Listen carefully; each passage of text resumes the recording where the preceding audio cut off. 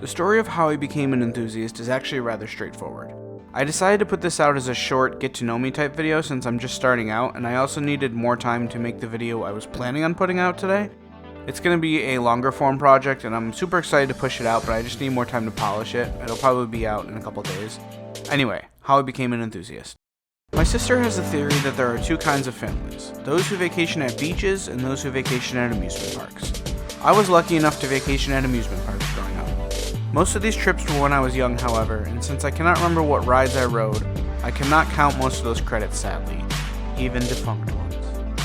I was also too short for some rides I really wanted to go on, like Hulk at Universal Studios, Mr. Freeze at Six Flags St. Louis, Batwing at Six Flags America, and probably a lot more I can't remember.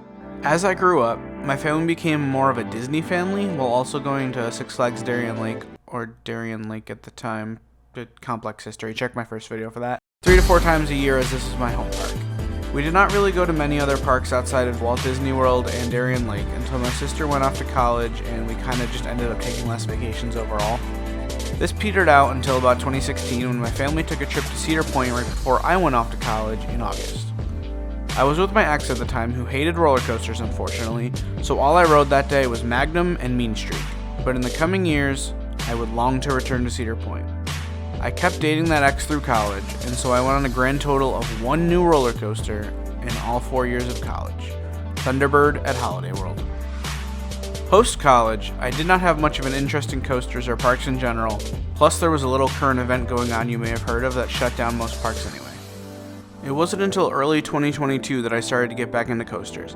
I ended up down a YouTube rabbit hole one day, and my yearning for Cedar Point raged back up. I started learning everything I could by watching a ton of coaster content, and with the season fast approaching, I discussed the idea of Cedar Fair Platinum Passes with my fiancé. There was only one problem.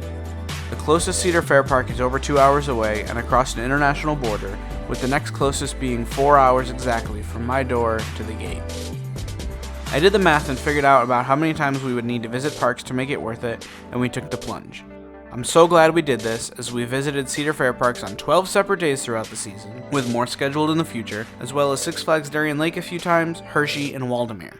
Since I cannot remember how many coasters I rode as a kid, I decided to start with a fresh credit count and have racked up 54 this year, with 60 the goal by the end of the summer and 75 before the new year.